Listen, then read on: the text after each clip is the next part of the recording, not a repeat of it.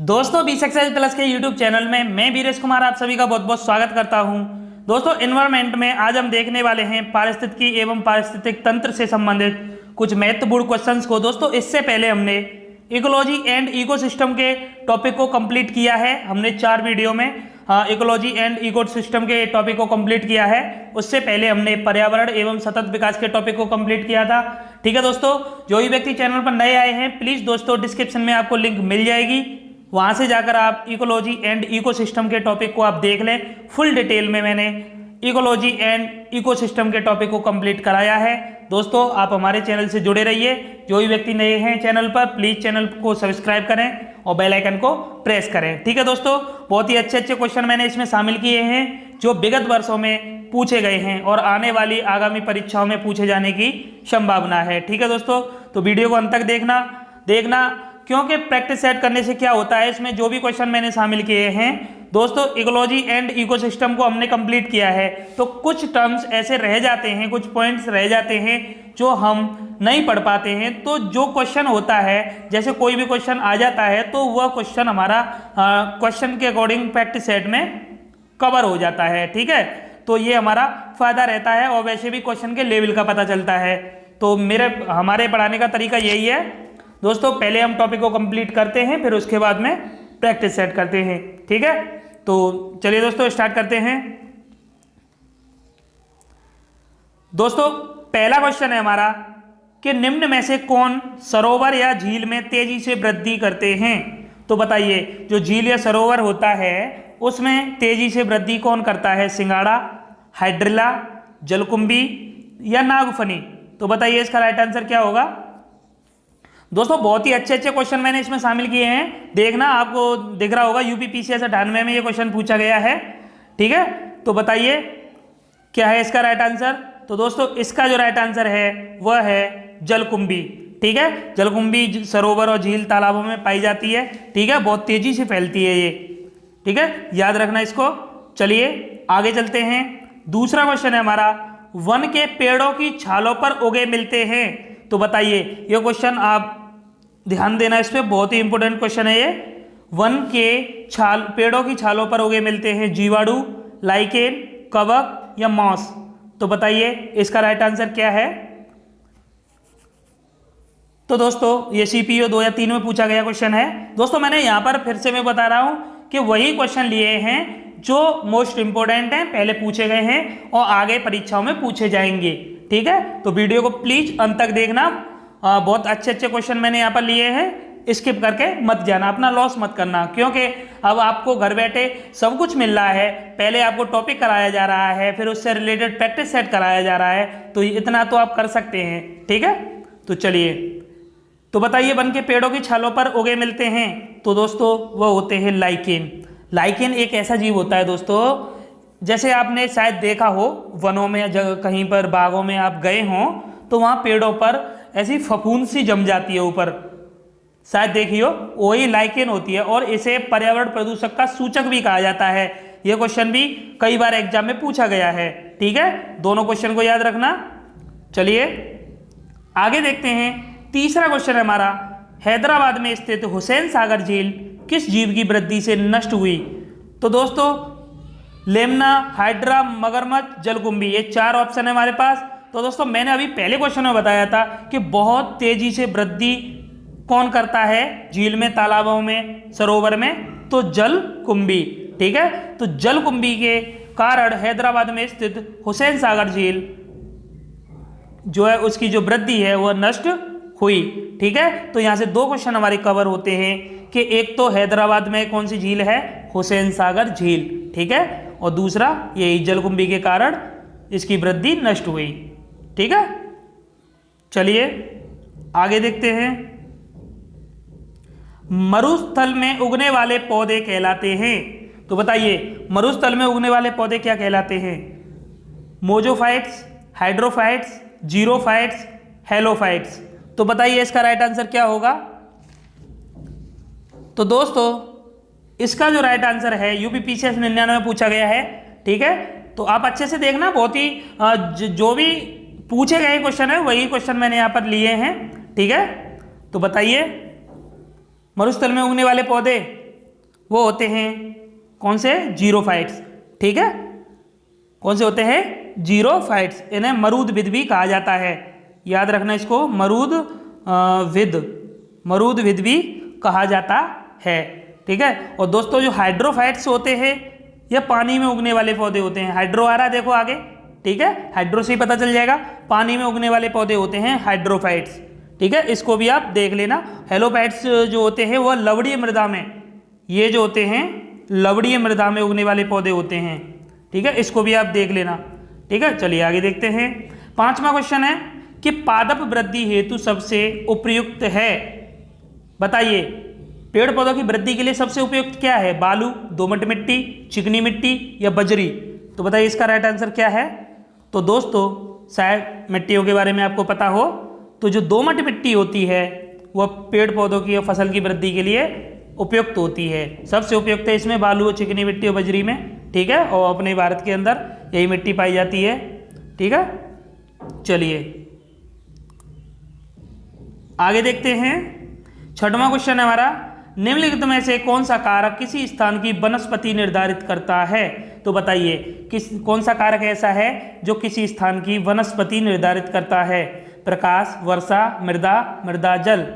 तो क्या है इसका राइट आंसर, यूपीपीसीएस 94 में पूछा गया क्वेश्चन है। तो बताइए क्या है। तो इसका राइट आंसर है वर्षा। जो वर्षा होती है हमारी, वर्षा वनस्पति निर्धारित करती है किसी स्थान की। ठीक है, चलिए जैसे कि देखा होगा कहीं पर अधिक वर्षा होती है वहाँ सदाबहार वन पाए जाते हैं, कहीं कम होती है। ठीक है, कहीं घास वन पाए जाते हैं, कहीं कैसे वन पाए जाते हैं। तो ये सब वर्षा के ऊपर डिपेंड करता है। आगे देखते हैं, पौधे किस प्रकार का जल अवशोषित करते हैं। तो बताइए गुरुत्वीय जल, केशिका जल, आर्द्रता जल, क्रिस्टलीय जल। तो बताइए कैसा जल अवशोषित करते हैं पौधे। शायद आपको फोटोसिंथेसिस की प्रोसेस पता हो कि उसमें जो जमीन में से जो पानी का अवशोषण ये करते हैं पौधे, जाइलम जो एक हमारा टिश्यू वो इसमें सेल होती है वह लेकर जाती है पानी को, तो उसमें जो पानी जल अवशोषित करते हैं वह करते हैं, उसमें एक प्रोसेस काम करती है, वह करती है केशिका। ठीक है, केशकत्तु की विधि द्वारा ये पानी ऊपर पहुंचता है, तो केशिका जल को ये अवशोषित करते हैं। इसको भी याद रखना। ठीक है, बहुत अच्छा क्वेश्चन है। चलिए दोस्तों आगे देखते हैं। और प्लीज़ दोस्तों अगर आपको वीडियो अच्छी लग रही हो, क्वेश्चन मेरे द्वारा दिए गए आपको समझ में आ रहे हो, जो भी व्यक्ति नए हैं मैं उनसे एक बार रिक्वेस्ट करूंगा, डिस्क्रिप्शन में आपको लिंक दे दी गई है, आप इकोलॉजी एंड इकोसिस्टम को अवश्य देख लें। ठीक है, 4 वीडियो में कंप्लीट किया है डिटेल में, फुल डिटेल में, उससे बेहतर आपको नहीं मिलेगा। यूनिक कंटेंट है, आप एक बार यकीन मानिए, एक बार जरूर देखना। ठीक है, और पर्यावरण पहला टॉपिक हमने कराया था, उसको भी अवश्य देखना, आपको बहुत अच्छा लगेगा। ठीक है, तो आगे देखते हैं। चलिए, मरुस्थल पादप अधिकतर होते हैं। तो बताइए जो मरुस्थल में पाए जाते हैं पेड़ पौधे, तो वह कैसे होते हैं, अधिकतर वहाँ कैसे पाए जाते हैं। तो मांसल, शाकीय, पर्ववृत्तीय, पर्णाभिवृत्तीय। तो बताइए क्या है इसका राइट आंसर। तो दोस्तों मरुस्थल पादप जो होते हैं वहाँ पाए जाते हैं वह होते हैं मांसल। इसको याद रखना। ठीक है, ये क्वेश्चन थोड़ा यानी हमने जब मैं टॉपिक किया था तो ये सब नहीं वहाँ पर कवर किए थे, तो तभी तो मैं कह रहा था आपसे, मैंने आपसे यही बात तो बोली थी स्टार्टिंग में कि प्रैक्टिस सेट लगाने से क्या होता है, क्वेश्चन करने से क्या होता है कि क्वेश्चन के लेवल का पता चलता है कि किस टाइप के क्वेश्चन पूछे जाते हैं। जो हम टॉपिक को कवर करते समय कुछ हमारे पॉइंट्स रह जाते हैं वह क्वेश्चन के थ्रू कवर हो जाते हैं। ठीक है, तो प्रैक्टिस सेट अवश्य लगाना चाहिए दोस्तों। ठीक है, चलिए आगे देखें। घास स्थलीय परतंत्र में संख्या का पिरामिड कैसा होता है। तो ये सब पिरामिड तो मैंने बहुत अच्छे से पढ़ाए थे आपको, है ना, जो लास्ट वाली वीडियो थी उसमें पिरामिड पढ़ाए थे कि घास स्थलीय परितंत्र का कैसा होता है, वन का कैसा होता है, तालाब का कैसा होता है। ठीक है, ऊर्जा पिरामिड कैसे बनता है, तो ये सब मैं बहुत अच्छे से कवर करा चुका हूँ। और जिन्होंने भी मतलब लेक्चर अगर कंप्लीट किया होगा इकोलॉजी इकोसिस्टम वाला टॉपिक, तो उन्हें अच्छे से पता होगा। तो बताइए घास स्थलीय परतंत्र में संख्या का पिरामिड कैसा होता है, सीधा, उल्टा, दोनों में से कोई नहीं है, इनमें से दोनों। तो क्या है इसका राइट आंसर। तो दोस्तों वह होता है हमारा सीधा। ठीक है, तो ये बताया था वैसे। और यहाँ पर संख्या का पिरामिड पूछा गया है, 3 तरह के पिरामिड होते हैं, तीनों बताए थे मैंने। ठीक है, तो याद रखना, संख्या का जीव भार के अकॉर्डिंग, ऊर्जा के अकॉर्डिंग, तो ये सब मैंने अच्छे से बता चुका हूँ मैं। चलिए आगे देखते हैं। पारतंत्र में ऊर्जा का पिरामिड होता है, तो बताइए ऊर्जा का पिरामिड कैसा होता है। तो मैंने बताया था ऊर्जा का पिरामिड सदैव सीधा होता है, ठीक है, सदैव सीधा होता है। उसके अलावा भार के अकॉर्डिंग देखें तो सीधा भी होता है, उल्टा भी होता है, संख्या के अकॉर्डिंग सीधा भी होता है, उल्टा भी होता है, ठीक है। तो एक बार अवश्य देखना टॉपिक को, फिर से बोल देता हूं जो भी व्यक्ति नए हैं चैनल पर। चलिए, एक तालाब के पारतंत्र में जीव भार का पिरामिड होता है। देखिए पहले संख्या का पूछा गया, फिर उसके बाद ऊर्जा का पूछा गया, अब जीव भार का पिरामिड पूछा जा रहा है। तो 3 तरीके के तो बताए थे मैंने, तीनों से रिलेटेड क्वेश्चन यहाँ पर दे दिए गए, ठीक है। तो इस तरीके से हमारी एक स्ट्रॉन्ग तरीके से हमारी जो पकड़ बनती है, ठीक है, क्वेश्चन पर। अगर यहाँ पर जैसे हमने टॉपिक अच्छे से किया, अब क्वेश्चन भी आ गया, अब यहाँ हमें पता चल गया क्वेश्चन किस टाइप का पूछा जाता है, ठीक है। तो बताइए जीव भार का पिरामिड कैसा होता है, तो क्या है इसका राइट आंसर। हाँ, एक तालाब का पूछा जा रहा है वो भी, तो मैंने बताया था जीव भार में उल्टा भी बनता है, सीधा भी बनता है, तो जो तालाब का बनता है वह उल्टा बनता है, ठीक है। यहीं घास स्थल की बात करें, वन स्थल की बात करें तो सीधा बनेगा। चलिए, घास स्थलीय तथा वन परतंत्र में जीव भार का पिरामिड होता है। देखिए अभी पिछले क्वेश्चन में मैंने बताया था, यही बात तो बताइए अभी कि जो जीव भार का पूछा है, पिछले क्वेश्चन में भी जीव भार का पूछा था। देखिए दिखा देता हूं, जीव भार का पूछा था ना, ठीक है। तो जीव भार का पिरामिड होता है, तो यहाँ पर होता है सीधा, सदैव सीधा, ठीक है। तो यहाँ कौन कैसा होता है, सदैव सीधा। चलिए आगे देखते हैं। तो मजा आ रहा है ना करने में, वही क्वेश्चन आ रहे हैं जो मैंने जो कवर कराए हैं टॉपिक में, ठीक है ना। तो चलिए इस तरीके से आप पढ़ते रहिए, ऐसे ही मैं अच्छे आपके क्वेश्चन लेकर आता रहूँगा टॉपिक वाइज। और इसके बाद में हम बायोडायवर्सिटी पढ़ने वाले हैं। तो प्लीज़ दोस्तों हमारे चैनल के साथ जुड़े रहें और चैनल को सब्सक्राइब करें, बेल आइकन को प्रेस करें, आपको नोटिफिकेशन सबसे पहले मिल जाएगा, ठीक है। तो चलिए आगे क्वेश्चन है हमारा, खाद्य जाल में ऊर्जा का प्रवाह होता है। तो बताइए, ये क्वेश्चन भी मैंने बहुत अच्छे से बताया था, 10 बार बताया था, कम से कम 10 बार टॉपिक कंप्लीट कराया था तब, ठीक है। तो खाद्य जाल में ऊर्जा का जो प्रवाह होता है वह एक दिशीय होता है, ठीक है, एक दिशीय होता है। चलिए और देखिए आगे क्वेश्चन है, एक खाद्य स्तर से दूसरे खाद्य स्तर में जाने पर ऊर्जा का ह्रास होता है।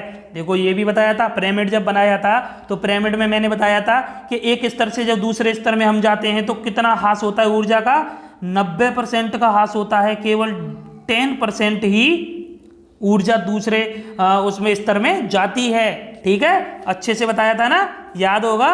चलिए इस तरीके से ही आप पढ़ते रहिए, तैयारी करते रहिए और मज़े से, ठीक है, टेंशन लेने की जरूरत नहीं है। आगे 15वां क्वेश्चन है हमारा, सर्वप्रथम पारिस्थितिक स्तूप की परिकल्पना प्रस्तुत की। बताइए, ये भी मैंने बताया था आपको, सबसे पहले जब मैंने पिरामिड स्टार्ट किया था तो पहले यही बताया था कि पिरामिड की संकल्पना किसने प्रस्तुत की थी। तो बताइए, चार्ल्स एल्टन ने, ओडम ने, डार्विन ने, टंसले ने। तो बताइए क्या है इसका राइट आंसर।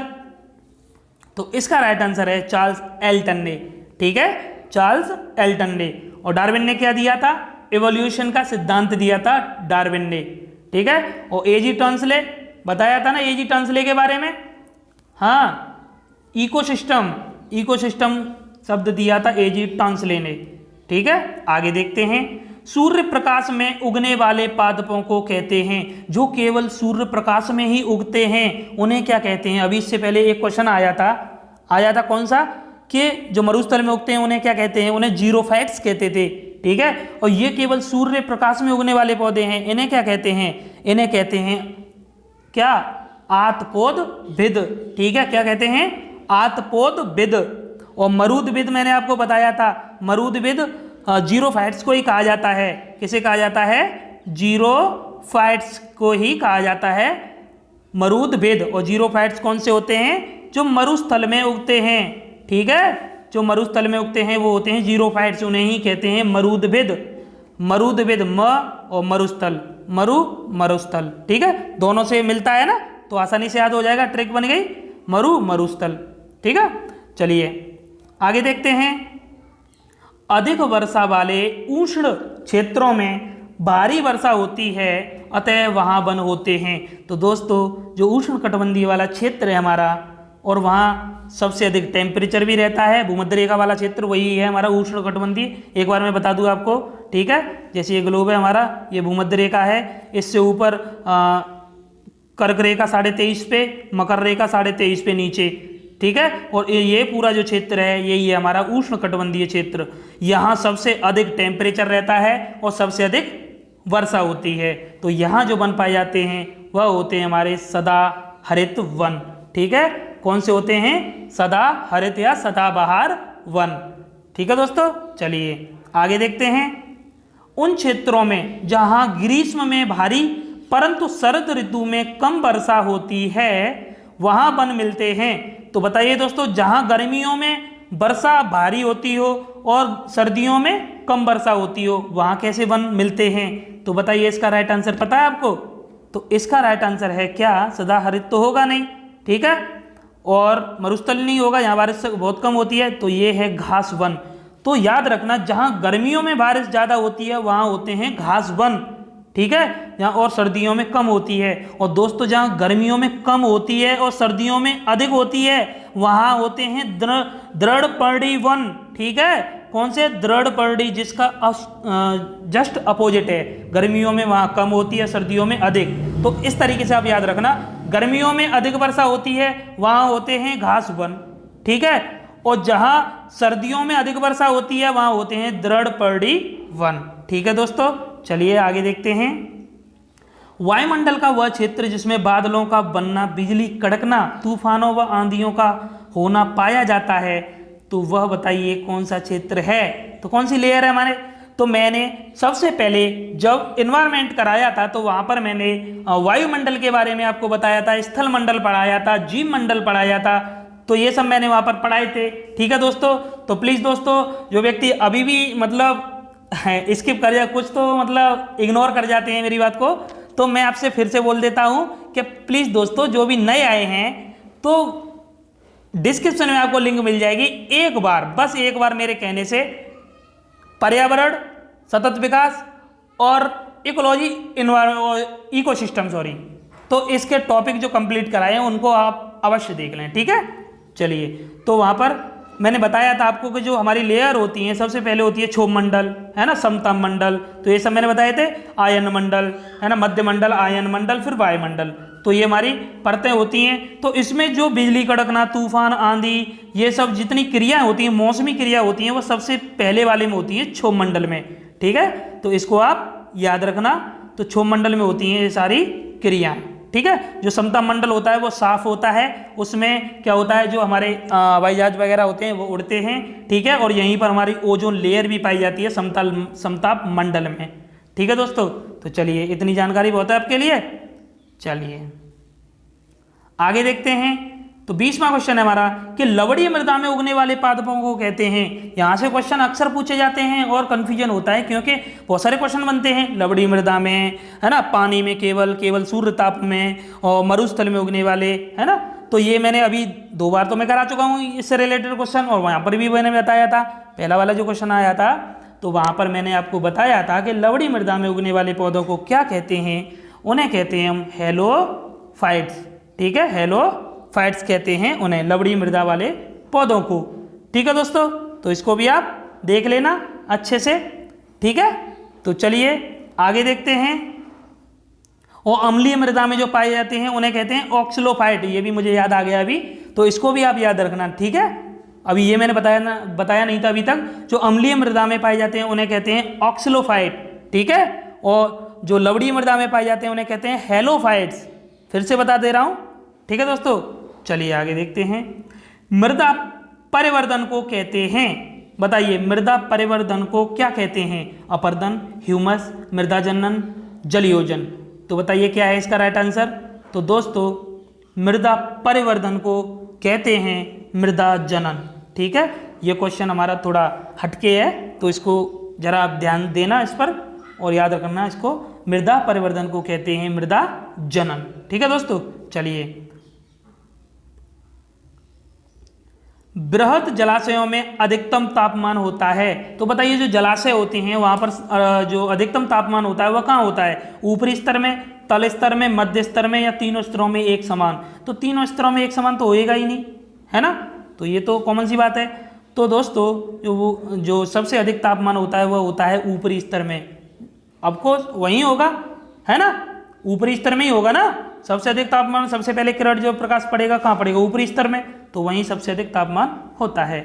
चलिए, दृढ़ पर्डी वन क्षेत्रों की विशेषता है। आय हाय, अभी तो बताया था, थोड़ी देर पहले मैंने जब बताया था, ये क्वेश्चन आया था कि जहाँ ग्रीष्म ऋतु में गर्मियों में भारी वर्षा हो और सर्दियों में कम हो तो वहाँ कौन से वन पाए जाते हैं? घास वन।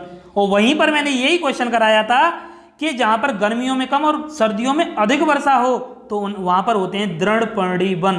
तो एक तरीके से बताया था सर्दियों में जहाँ अधिक वर्षा हो। तो देखिए ऑप्शन, पूरे वर्ष भारी वर्षा गलत, शरद ऋतु में भारी और ग्रीष्म ऋतु में कम वर्षा, राइट आंसर। तो बी हो गया हमारा राइट आंसर। और जो ग्रीष्म ऋतु में भारी और शरद ऋतु में कम वर्षा वहां पर होते हैं घास वन। एक बार और देख लीजिए, ठीक है, बार बार एक क्वेश्चन आएगा तो आपको अच्छे से याद होगा, ठीक है। तो हो गए ना, दोनों क्वेश्चन क्लियर है ना आपके? तो चलिए, आपको अगर अच्छा लग रहा हो तो प्लीज़ दोस्तों वीडियो को शेयर जरूर करना, ठीक है, और कमेंट बॉक्स में मुझे अवश्य बताना आपको ये जो प्रैक्टिस है जो मैं करा रहा हूँ ये आपको कैसा लग रहा है, ठीक है। तो चलिए, और इन्वायरमेंट की सीरीज से अगर आपको कोई दिक्कत हो, कोई परेशानी हो तो प्लीज़ आप मुझे बता सकते हैं, मुझे कोई इंप्रूवमेंट करना हो तो मैं अवश्य करूँगा आपके लिए, ठीक है। चलिए, 24वां क्वेश्चन है कि वे मृदाएं जिनमें विभिन्न पोषक विलयकों की इष्टतम सांद्रता पाई जाती है उसे कहते हैं। दो ही ऑप्शन है। चलिए, हमारा आंसर भी इन दोनों में से ही है, तो बता दीजिए। अब तो बहुत आसान हो गया ना, कुछ तो बड़े खुश हो गए होंगे कि सही है, दो ही ऑप्शन है, दो ऑप्शन में से ही बताना है। तो बताइए क्या है इसका राइट आंसर?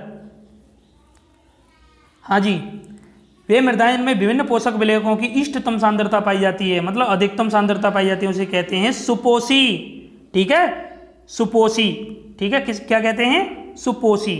चलिए, याद रखना, सुपोषण क्या होता है पता है आपको? जहां पोषकों की अधिकतम मात्रा हो जाए, ठीक है, पोषक तत्वों की अधिकतम मात्रा हो जाए उन्हें कहते हैं सुपोषण होता है वहां पर, ठीक है, उसे यूट्रोफिकेशन कहते हैं इंग्लिश में। तो याद रखना, ये मैंने वहां पर भी बताया था जब टॉपिक कराया था तब, ठीक है। तो चलिए, 25वां क्वेश्चन है कि मृदा में उपस्थित अपक्षयित होते कार्बनिक पदार्थों को कहते हैं। तो बताइए इसका राइट आंसर क्या है? तो इसका राइट आंसर है दोस्तों ह्यूमस। ह्यूमस आप याद रखना, ये बहुत इंपॉर्टेंट है। जो मृदा में उपस्थित अपक्षयित होते कार्बनिक पदार्थ, जब कार्बनिक पदार्थ जैसे मिट्टी में मिल जाते हैं तब ह्यूमस का निर्माण होता है। और कार्बनिक पदार्थ मिट्टी में कैसे मिलते हैं कि जब कोई जीव, पेड़ पौधे या कोई जीव जंतु, उसकी मृत्यु होने के बाद वह जैसे जमीन पे गिर जाता है, उसके बाद में जो अपघटक होते हैं हमारे, हैं, कवक और जीवाणु वगैरह, इसको अपघटित डिकम्पोज करने के बाद में मिट्टी में मिला देते हैं, तो उसके बाद ह्यूमस का निर्माण होता है, ठीक है। आप इसको भी याद रखना। 26वां क्वेश्चन है हमारा, मृदा परिच्छेदिका का संस्तर जिसमें कार्बनिक पदार्थ प्रचुर मात्रा में होते हैं। तो बताइए। तो सबसे पहले तो मैं क्वेश्चन आपको बता दूं, बहुत सारे स्टूडेंट्स के समझ में कोई क्वेश्चन ही नहीं आया होगा। तो मृदा परिच्छेदिका का संस्तर, संस्तर मतलब होता है लेयर। जैसे ये मिट्टी की एक बहुत बड़ी एक ये मिट्टी की वो है, परत है, चट्टान है, तो इसमें जो लेयर बनी हुई है इन्हें बोलते हैं संस्तर। तो कौन सा ऐसा संस्तर होता है जहां पर कार्बनिक पदार्थ प्रचुर मात्रा में होते हैं? तो वह होता है दोस्तों, इसको याद रखना बस, कि ओ संस्तर, ठीक है, ओ संस्तर, ठीक है दोस्तों। चलिए आगे देखते हैं। उपजाऊ लोम मृदा में बालू व मृतिका का आदर्श अनुपात होता है। तो बताइए, उपजाऊ जो मृदा होती है उसमें बालू और मृतिका का आदर्श अनुपात कितना होता है? तो इसका राइट आंसर क्या है? तो दोस्तों 50-50 होता है, ठीक है। इसको भी आप देख लेना अच्छे से, RAS में पूछा गया है, तो 50-50% होता है। चलिए आगे देखते हैं। मृदा में अम्लीयता कम करने के लिए मृदा में निम्न में से किन के चूर्णों का मिश्रण मिलाया जाता है? तो बताइए, मृदा से अम्लीयता को कम करने के लिए क्या मिलाया जाता है? यूरिया एवं फास्फेट, डोलोमाइट एवं सल्फर, डोलोमाइट एवं जिप्सम, डोलोमाइट एवं चूना पत्थर। तो बताइए इसका राइट आंसर क्या है? तो दोस्तों इसका जो राइट आंसर है डोलोमाइट एवं चूना पत्थर, ठीक है। डोलोमाइट एवं चूना पत्थर का प्रयोग किया जाता है मृदा में से अम्लीयता को कम करने के लिए, ठीक है दोस्तों। चलिए आगे देखते हैं। अभी खत्म नहीं हुआ है, बोर हो गए क्या? चलिए बोर मत होना दोस्तों, पढ़ाई करनी है तो अच्छे से पढ़ाई करिए, ठीक है। आजकल एनवायरनमेंट से आपको पता होगा कितना क्वेश्चन पूछा जा रहा है एग्जाम्स में, बहुत सारे क्वेश्चन आजकल आने लगे हैं, तो अच्छे से पढ़ें प्लीज़। तो देखिए, बस जुड़े रहिए हमारे चैनल के साथ, आपको एनवायरनमेंट की डिटेल में, फुल डिटेल में तैयारी हम कराने वाले हैं, ठीक है। आपको कहीं भी जाने की ज़रूरत नहीं है, बस हमारी सीरीज से आप जुड़ जाइए एक बार और स्टार्टिंग से आप पढ़ना शुरू करिए, देखिए, फिर उसके बाद चलिए। तो 29वां क्वेश्चन है हमारा कि नाइट्रोजन यौगिककरण करने वाला जीवाणु है। तो बताइए नाइट्रोजन यौगिककरण करने वाला जीवाणु कौन सा है? Oscillatoria, Tolypothrix, Anabaena, Azotobacter. तो दोस्तों इसका राइट आंसर क्या है? ये तो IAS 96 में भी पूछा गया है, RAS में भी पूछा गया है, UP PCS में, ठीक है, राजस्थान PCS में। तो बताइए, अच्छा क्वेश्चन हो जाता है। और इसी तरह के क्वेश्चन जब एग्जाम्स में आते हैं तो दोस्तों हम ही कहते हैं फिर घर आकर कि पता नहीं क्वेश्चन कहाँ से पूछे गए हैं। तो दोस्तों पढ़ना तो हमें ही है ना, ठीक है, जरूरी नहीं है कि सिंपल क्वेश्चन ही आते रहेंगे हमेशा, ठीक है। तो बताइए, तो इसका जो राइट आंसर है वह है एजेटोबैक्टर। तो याद रखना इसको, जो नाइट्रोजन यौगिककरण में करने वाला जो जीवाणु है वो है एजेटोबैक्टर, ठीक है। चलिए आगे देखते हैं, घास वन में पाई जाने वाली खाद्य श्रृंखला का सही क्रम है। तो बताइए, खाद्य श्रृंखला तो मैंने बहुत अच्छे तरीके से आपको पढ़ाई थी, और बहुत सारी खाद्य श्रृंखला फूड चेन मैंने कई बताई थी, तालाबों की, वन क्षेत्र की, घास क्षेत्र की बताई थी ना। तो याद होगा शायद आपको, अगर आपने लेक्चर देखा होगा तो बताइए इसका सही क्रम क्या है? तो इसका सही क्रम है, बताइए, घास को हिरन खाता है, हिरन को कौन खाता है? जू। नहीं, ऐसा कहीं नहीं है। और जू को शेर खाएगा? ऐसा नहीं है, ठीक है। घास को जू खाता है, जू को हिरन खाता है, हिरन को शेर खाता है, तो ये भी नहीं है, हैं? घास को हिरन खाता है और हिरन को शेर खाता है, और शेर को जू, क्योंकि शेर के ऊपर जू पाए जाते हैं, ठीक है। तो जू खाते हैं शेर को, ठीक है। चलिए, खाने की बात नहीं है, ऐसा नहीं है कि आप ये सोच रहे हो कि शेर को जू मार देते हैं, ऐसा नहीं। ये अपना पोषण, जैसे कि हिरन घास से अपना पोषण लेता है, ठीक है, शेर हिरन से अपना पोषण लेता है, और जू शेर से अपना पोषण लेता है, ठीक है। चलिए आगे नेक्स्ट क्वेश्चन देखते हैं। 31वां क्वेश्चन है हमारा कि परतंत्र का गतिक हृदय कहलाता है। तो बताइए, परतंत्र हम पारिस्थितिक तंत्र को ही कहते हैं, इकोसिस्टम को। तो इसका जो गतिक हृदय कहलाता है वह क्या है? उत्पादक व ऊर्जा, उपभोक्ता व खनिज चक्र, उत्पादक व खनिज चक्र, ऊर्जा प्रवाह व खनिज चक्र। तो दोस्तों इसका जो राइट आंसर है, जो गतिक हृदय कहलाता है वह कहलाता है ऊर्जा प्रवाह व खनिज चक्र। दोस्तों होता क्या है, ऊर्जा का प्रवाह होता रहता है। अब एक बात बताइए, इकोसिस्टम में मैंने आपको वहां बताया था कि एक दूसरे के ऊपर जो हमारे उपभोक्ता होते हैं वो डिपेंड होते हैं, उत्पादक हमारे पेड़ पौधे हो जाते हैं, तो उनमें जब उपभोग करते हैं वो अपना पोषण प्राप्त करते हैं, तो उसमें ऊर्जा का प्रवाह होता है, खनिज चक्र हमारा चलता ही रहता है, चलता है ना, ठीक है। तो यही गतिक हृदय कहलाता है, ठीक है। गतिक मतलब गति में चलता रहे, तो ये दोनों चक्र चलते रहते हैं, ठीक है दोस्तों। चलिए, परतंत्र में होती है, तो बताइए, ऊर्जा हानि व खनिजों का लाभ। अरे सॉरी, इसके ऑप्शन नहीं है दोस्तों, चलिए स्किप करना पड़ेगा, ये तो सॉरी चाहता हूँ इसके लिए, नेक्स्ट टाइम से ऐसा नहीं होगा। चलिए आगे क्वेश्चन है हमारा 33वां के खाद्य श्रृंखला के आधार पर जीवधारी होते हैं। तो बताइए, खाद्य श्रृंखला के आधार पर जीवधारी कैसे होते हैं? मांसाहारी, मृतोपजीवी पादप, शाकाहारी, प्रकाश संश्लेषी पादप। तो बताइए इसका राइट आंसर क्या है? तो दोस्तों खाद्य श्रृंखला के आधार पर जो जीवधारी होते हैं वह होते हैं प्रकाश संश्लेषी पादप, ठीक है, प्रकाश संश्लेषी पादप। क्योंकि जो प्राथमिक जो उत्पादक होते हैं हमारे कौन से होते हैं? पेड़ पौधे ही होते हैं, और जो प्रकाश संश्लेषण की क्रिया द्वारा अपना खाना बनाते हैं, ठीक है। तो आधार पूछा जा रहा है, ठीक है, तो हो गया हमारा प्रकाश संश्लेषी पादप। चलिए आगे देखते हैं, घास स्थल पारिस्थितिक तंत्र में संख्या का पिरामिड होता है। तो बताइए, घास स्थल में पूछ रहा है और वो भी संख्या का पिरामिड पूछ रहा है। 3 तरह के पिरामिड मैंने बताए थे ना, संख्या, जीवभार, ऊर्जा, ठीक है। तो घास स्थल में पारिस्थितिक तंत्र में कैसा होता है संख्या का पिरामिड? तो क्या है इसका राइट आंसर? तो सीधा होता है, ठीक है दोस्तों। संख्या के अकॉर्डिंग मैंने 2 बताए थे, सीधा भी बनता है, उल्टा भी बनता है। सीधा बनता है घास स्थल का, वन स्थल का, उल्टा केवल पेड़ का बनता है, पेड़ का, ठीक है। जिन्होंने भी नहीं देखा है टॉपिक प्लीज देख लें, डिस्क्रिप्शन में आपको लिंक मिल जाएगी, ठीक है।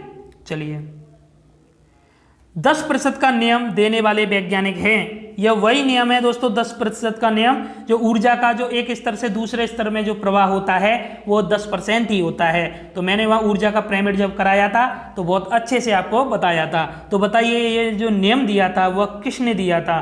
तो दोस्तों ओडम, लिंडेमान, टेंसले, हैकल। तो बताइए क्या है? तो इसका राइट आंसर है दोस्तों लिंडेमान। तो याद रखना लिंडेमान, ठीक है, 10 का मान, 10 का मान किसने दिया था? लिंडेमान। ठीक है, तो इस तरीके से आप याद रखना। टॉन्सिल के बारे में तो मैंने बताया था, इकोसिस्टम, और अर्नेस्ट हैकल ने क्या दिया था? हाँ, इकोलॉजी शब्द दिया था अर्नेस्ट हैकल ने। ठीक है, चलिए इस तरीके से आप पढ़ते रहिए, तैयारी करते रहिए। अच्छा लग रहा होगा ना? तो प्लीज एक कमेंट तो कर सकते हैं, लाइक तो बनता है यार। ठीक है, तो बताइए भाइयों, 36वां क्वेश्चन है अब, जीवों के खाद्य स्वभाव में जितनी विविधता होगी खाद्य श्रृंखला उतनी ही होगी। तो बताइए, लंबी, अधिक लंबी, छोटी, अधिक छोटी। तो क्या है इसका राइट आंसर? तो दोस्तों, जीवों के खाद्य स्वभाव में जितनी विविधता होगी, खाद्य स्वभाव में मतलब एक सिस्टमेटिक तरीके से जो खाद्य श्रृंखला हमारी जो फूड चेन है वो काम करेगी, तो उसमें जो खाद्य श्रृंखला होगी वह अधिक लंबी होगी। ठीक है, कैसी होगी? अधिक लंबी होगी। चलिए आगे देखते हैं, पारतंत्र में ऊर्जा का प्राथमिक स्रोत है। तो बताइए, जो पारिस्थितिक इकोसिस्टम में ऊर्जा का प्राथमिक स्रोत क्या है? पर्णहरित, एटीपी, सूर्य का प्रकाश, हरे पौधे। तो क्या है इसका राइट आंसर? तो दोस्तों, प्राथमिक स्रोत की बात कर रहा है, वो भी ऊर्जा में। तो सबसे पहले जो पेड़ पौधे होते हैं यही हमारे प्राथमिक उत्पादक होते हैं। तो इनमें ऊर्जा कहाँ से आती है? तो इनमें ऊर्जा सूर्य से आती है। तो सबसे पहला प्राथमिक स्रोत क्या हो गया? सूर्य का प्रकाश। ठीक है दोस्तों, चलिए भाइयों आगे देखते हैं। देखिए, मैं आपसे ज़्यादा नहीं कहता हूँ कि मेरे चैनल को सब्सक्राइब करें, बेल आइकन पे प्रेस करें, फिर भी आप खुद समझदार हैं, मैं आपके लिए इतनी मेहनत कर रहा हूँ तो आपको इतना तो बनता है। ठीक है, सब्सक्राइब करने में क्या है, जब आप हमारे साथ जुड़ेंगे तो कुछ तो फायदा होगा ना आपका, है। और आप हमारे साथ जुड़कर तो देखिए एक बार, हमारे चैनल पर साइंस की ट्रिक, मैथ को बेसिक से हमने कंप्लीट किया है। मतलब कंप्लीट तो नहीं किया है, अभी चल रही है सीरीज। ठीक है, लेकिन कंप्लीटली हम सभी टाइप को वहाँ पर करा रहे हैं। ठीक है, तो वहाँ पर आप जाकर देख सकते हैं, डिस्क्रिप्शन में आपको सभी की लिंक मिल जाएगी, आप किसी को खोल के देख सकते हैं। ठीक है, लेकिन आप हमारे चैनल के साथ अवश्य जुड़ें, है ना। आप एक बार जुड़कर देखिए, आपको बहुत अच्छा लगेगा। और जो भी कंटेंट आपको दिया जा रहा है, आपको कोई समस्या है, दिक्कत है, तो आप कमेंट बॉक्स में आपको हमको बता सकते हैं। ठीक है, लेकिन सब्सक्राइब अवश्य कर लेना। चलिए 38वां क्वेश्चन है, किसी भी पारतंत्र में कालांतर में जीवों की संख्या स्थिर हो जाती है, जीवों की संख्या स्थिर होने का कारण है। बताइए, कभी भी भविष्य में जीवों की संख्या स्थिर हो जाती है तो जीवों की संख्या स्थिर होने का क्या कारण है? अपघटक, उत्पादक, पर्णहरित या इनमें से सभी। तो बताइए इसका राइट आंसर क्या है? तो दोस्तों, इसका राइट आंसर है इनमें से सभी। ठीक है, जो अपघटक, उत्पादक और पर्णहरित।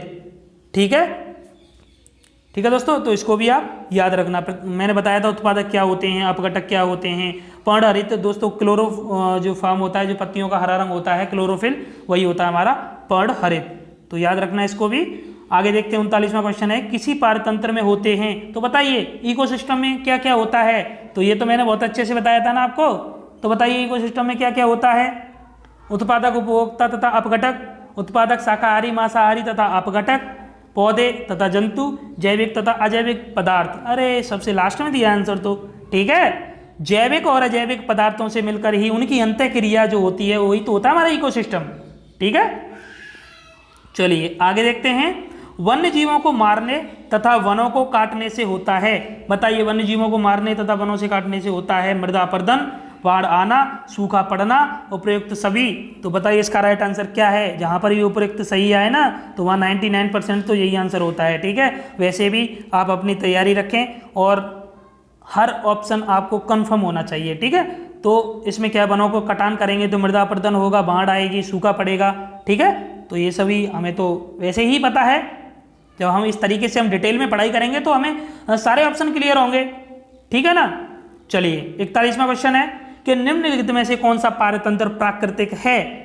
तो बताइए, गेहूं का खेत, आम का बाग, घास का स्थल, एक्वेरियम। तो बताइए पारतंत्र जो होता है इकोसिस्टम कितने प्रकार के होते हैं?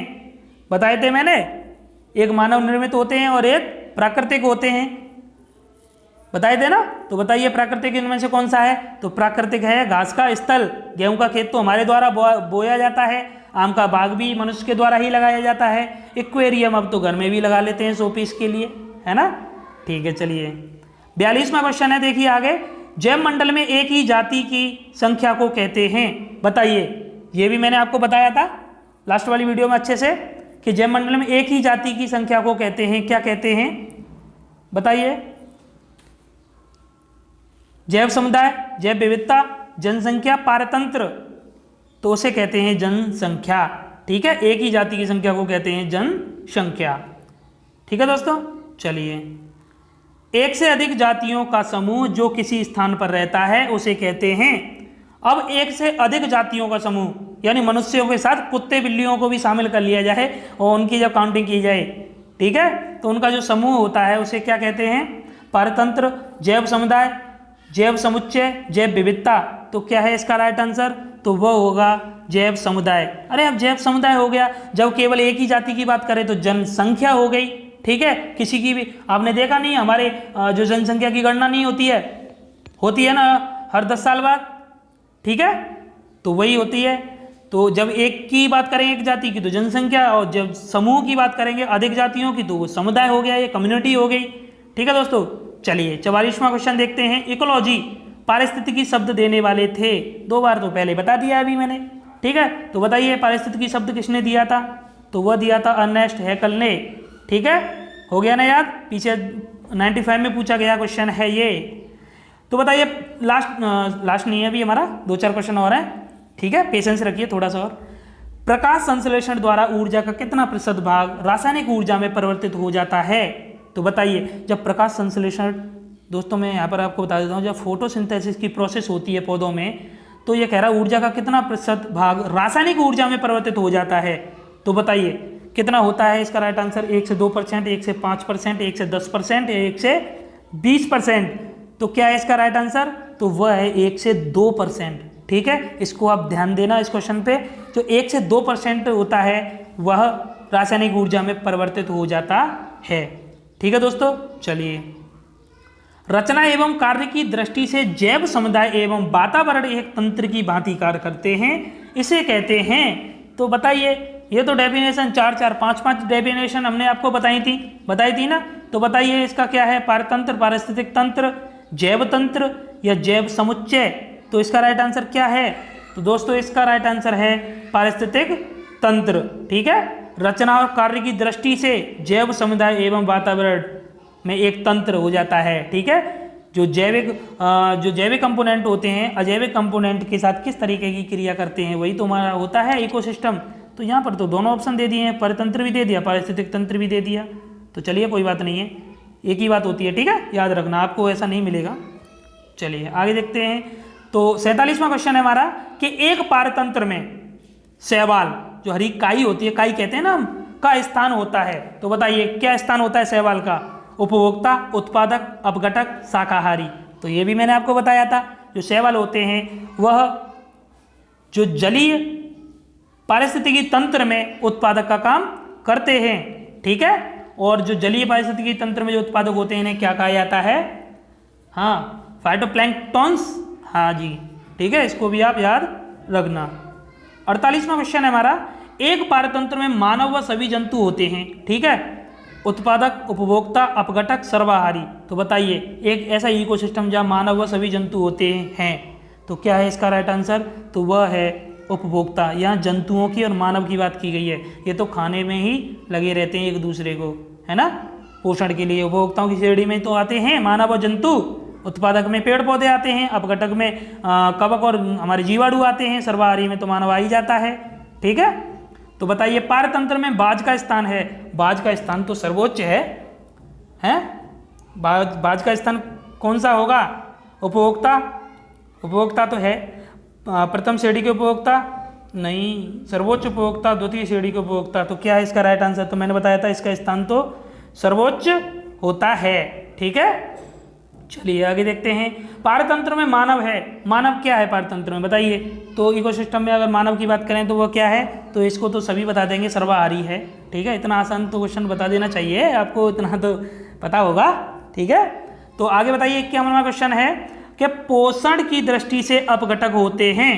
बताइए पोषण की दृष्टि से अपघटक क्या होते हैं? वह मृतोपजीवी होते हैं दोस्तों। ठीक है, वो अपना खाना स्वयं नहीं बनाते तो सपोषी नहीं होंगे, परपोषी भी नहीं होंगे, दूसरों पर डिपेंड नहीं होते हैं। यह अपघटन डिकम्पोज करते हैं, मृतोपजीवी होते हैं। मरने के बाद, मृतोपजीवी का मतलब हो गया मरे हुए जीव। ठीक है, मरने के बाद उसके जीवों के ऊपर रहते हैं, जो उनको डिकम्पोज करते हैं और उनको मिट्टी में मिला देते हैं।